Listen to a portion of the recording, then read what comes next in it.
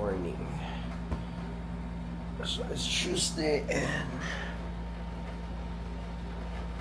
it's so early morning. It's just like 2:30 in the morning, but we have to get up early so we can go to Kalangaman.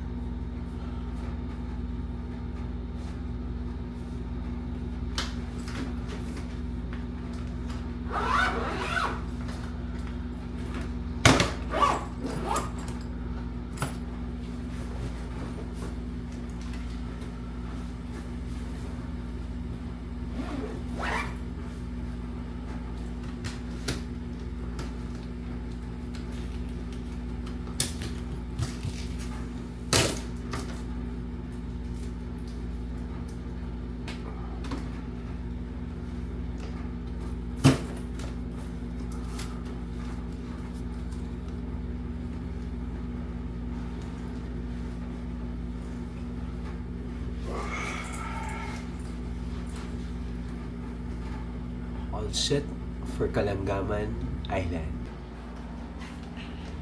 Okay. Ready to hit the island. Good morning guys. Yan, handa na tayo. Handa na rin yung damit mamaya para pagtapos ng Kalangaman Island. Pupunta na tayo ng airport. Diretso tayo ng airport to Manila.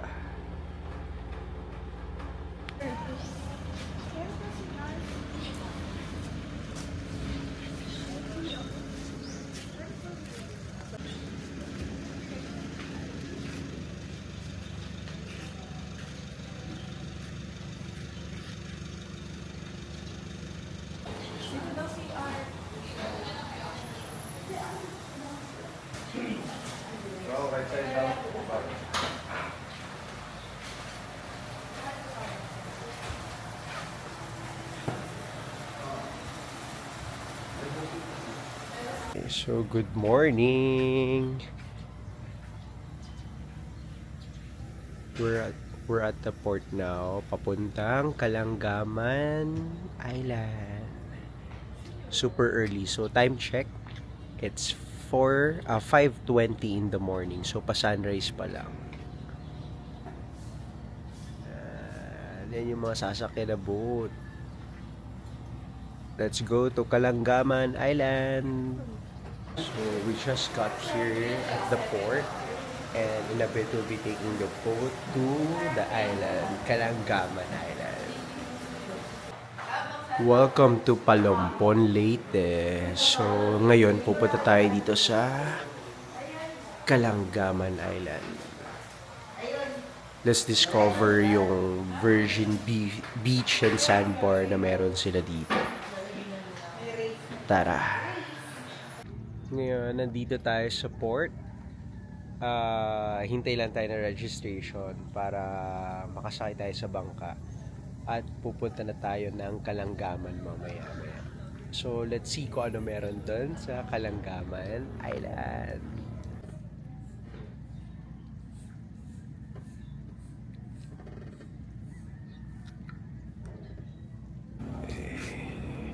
Kalangaman Island map. So, tingnan natin ano ba meron dito. So, may 1, 2, 3. Yun o, 1.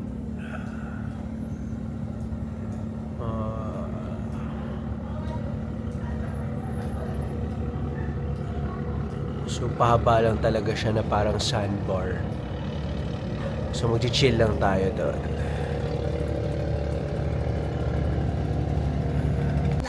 Magkano po yung yelo? Yan. Kabilang Ready na sila lahat. Ready? Ready na, ready na, ready na. Hello! Hi! Ready na. Hi! Pwede bang Oo, ito yung kakainin namin mamaya na boodle fight. Hinanda ng mga kuya at ate natin dito. There! Orientation lang po sa yung mga pagbabawal natin doon sa island at saka sa dapat natin gawin. Prohibited in the island first is absorbed shampoo, conditioner, lounge swimming, fishing gear, bawal, portable generators, drinking barbing pets, and use styrofoam, bawal. Yan. Nagbe-briefing na si kuya sa mga do's and don'ts in the island. In public places, please smoke at the designated area only. Please segregate your garbage. Pag uwi nyo mamaya, yung basura nyo dito na ilagay sa bangka, taga-bangka na magtapon doon sa basurahan. Tapos hingi lang kayo ng lalagyan ng basura sa taga-bangka kasi provided nila yung garbage bag. Lingzing Kapalan, Lifeguard Station, Volleyball Area, Medical Station, Pavilion. Ito naman pavilion kapag may masamang panahon sama ng malakas na hangin, ulan, kulog-kulog at kidlat. Punta lang tayo lahat dito sa pavilion. Safety tayo dito para ito evacuation center.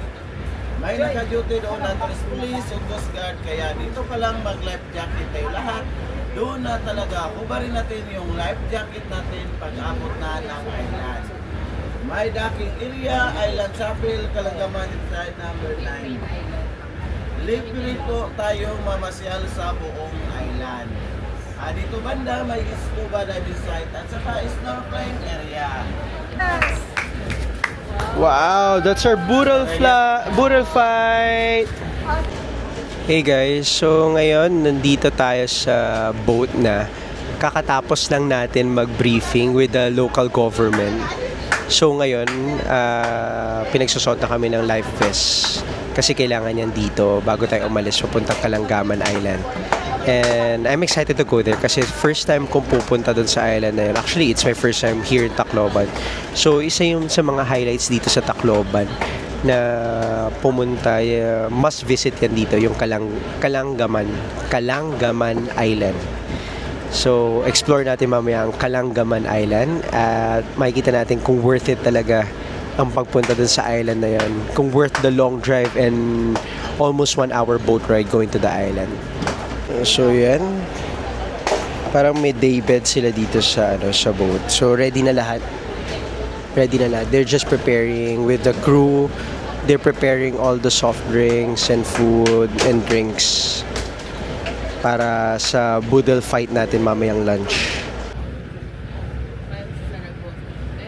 So, yung bago lang siya, parang this year lang siya nagtanggap. So, ano pa lang? Dyan lang tayo pa. Ano na? Nag-join kasi siya na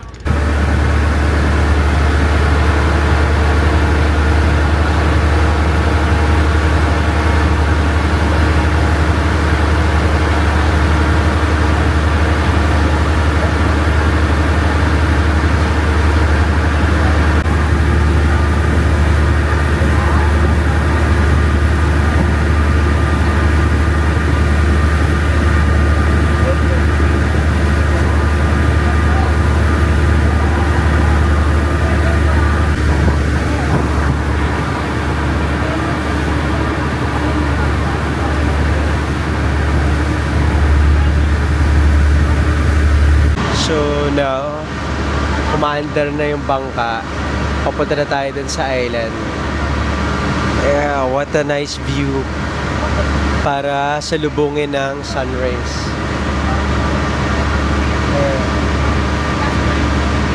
Actually, ito yung maganda pag nasa mga local trips ka dito sa Pilipinas.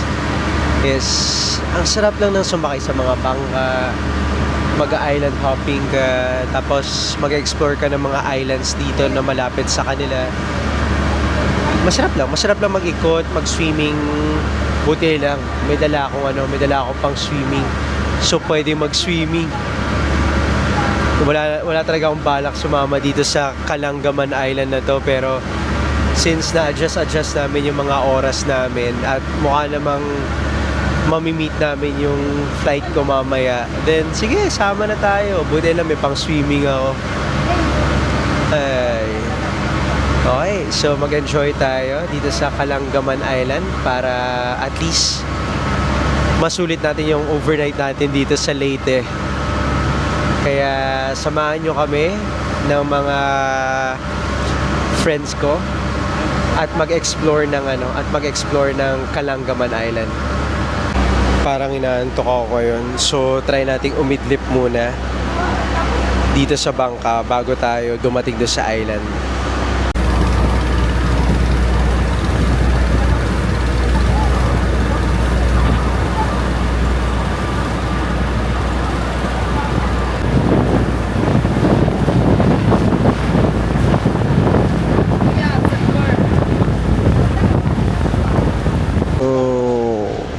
Welcome to Kalangaman Island. Yan na yung buong island nila. So, we're here now in Kalangaman Island. Yan. So, now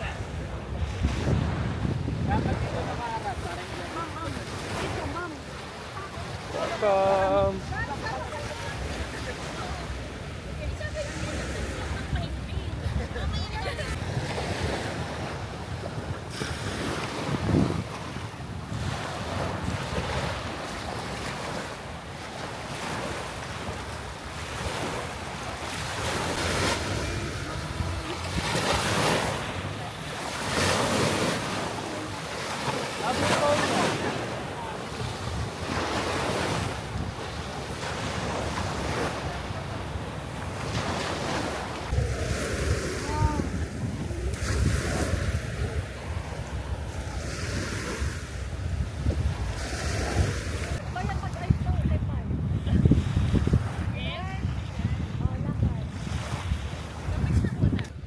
Go. Ready?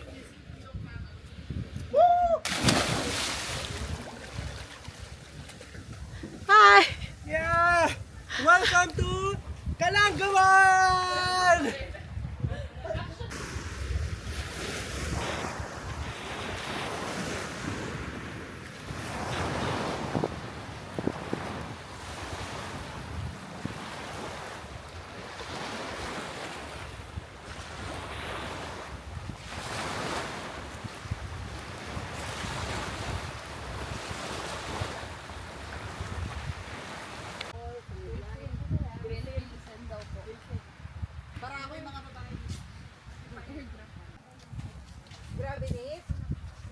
Bakit? Ano mo sa Bali? Balitan pa yan. Bali Son?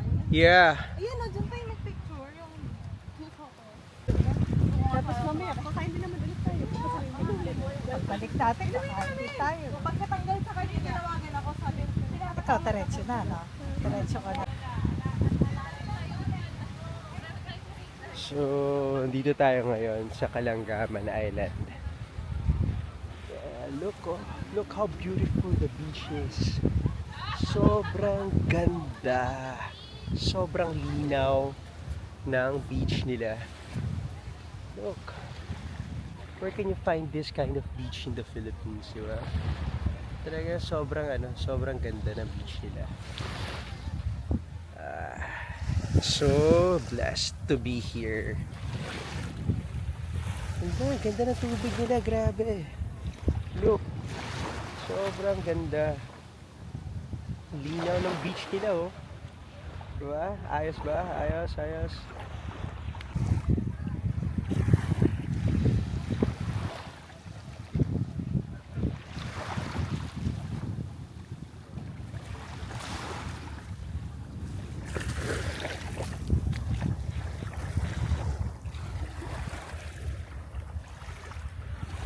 So, yung nandoon na nakikita nyo, that's the sandbar na sinasabi nila. So, yung may ibang part dyan na parang lumubog na, pero mahaba pa siya, paikot pa siya pa ganun. So, sabi nila, kaya daw Kalanggaman to, kasi langgam daw sa Bisaya is like bird. So sabi nila, yun nga, Kalanggaman Sa Bisaya, langgam is bird. So, when they look at the island from above, it shapes like a bird daw. So, kaya pinangalanan nila na Kalanggaman. Dahil dun sa idea nila or dahil dun sa nakita nila na yung beach ay mukhang bird from above.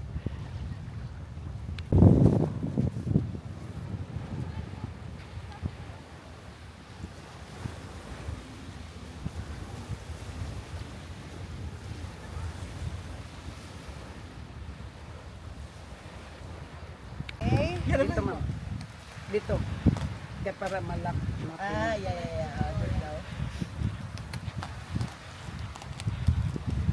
The unveiling. Oh my gosh, crabs.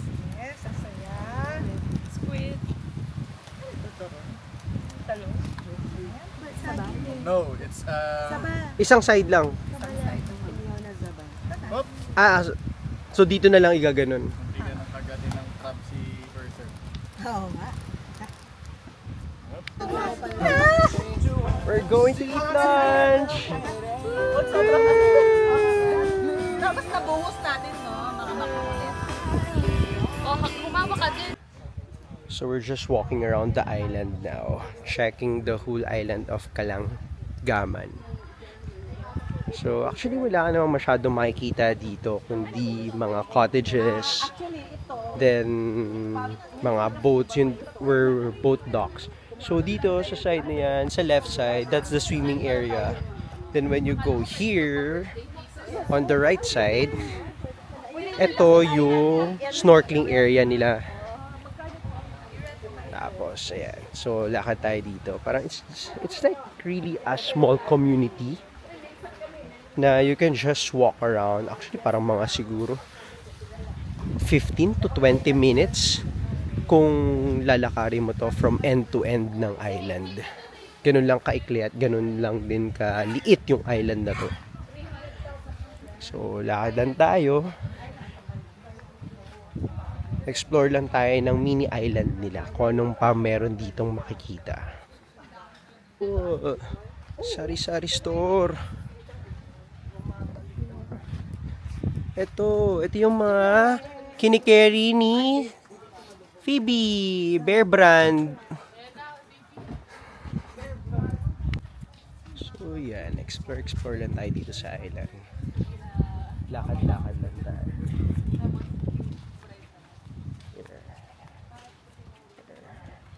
Simple island living.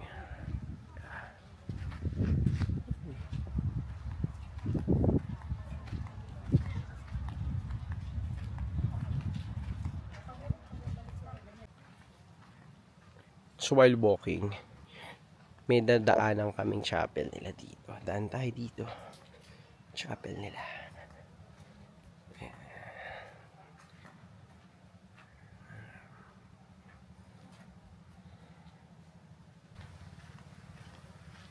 So guys, thankful ako na sumama ako dito sa Kalanggaman trip nila. Kasi, alam mo yun, if opportunity present itself talaga, just grab it. So, buti na lang sumama ako dito. Kasi ang ganda rin ng area. Ang ganda ng beach na to. Ang ganda pang relax lang, pang pictorial. Ang saya. Ganda. Tapos parang very virgin pa. Kasi sabi nila, may rule daw sila dito na may limit lang per day. So they can only allow 300 people in one day na visitor para ma-maintain nila yung peace and order dito sa island. And at the same time, ma-enjoy na bawat pupunta dito kasi walang masyadong tao, may kanya-kanya kayong space, makaka-relax kayo lahat. So yun yung maganda dito. Tapos, pakita ko sa inyo guys. Yan. So, may mga accommodation sila dito sa island na to before. Pero, nawala na daw. So, may mga, tawag, tiki houses. Parang parang small houses na siguro good for 1 or 2 lang. Yan, no? Ganda sana niya, no? Tapos sa beach kayo matutulog for overnight dito sa Kalangaman. So yeah, may iba dito daw na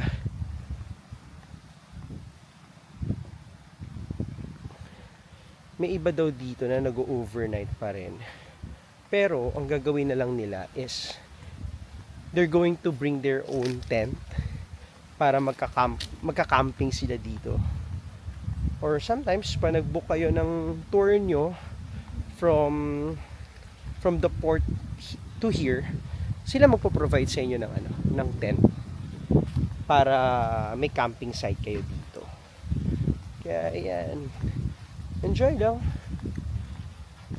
Sarap lang ng sunny day dito. Dito parang pahabalan to island na to eh. There.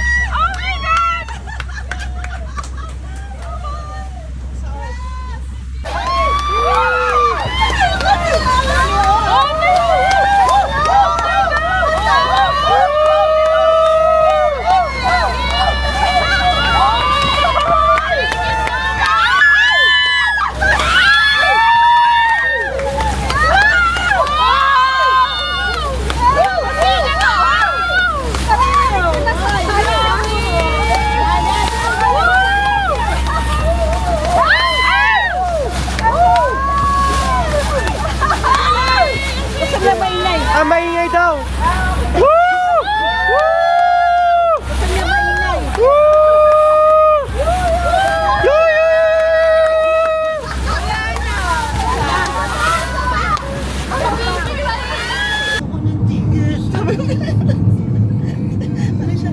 Mahirap yan, yung ganyan. Tapos pilihan niya ng mga bata. Bakala gusto mo. Sobrang negative sa gusto mo. Tapos gusto na niya parang gusto mo, di ba? Gusto mo? Wala lang, libre ka tayo, Lord. Libre pa. Lalo-lalo daw siya sa vlog.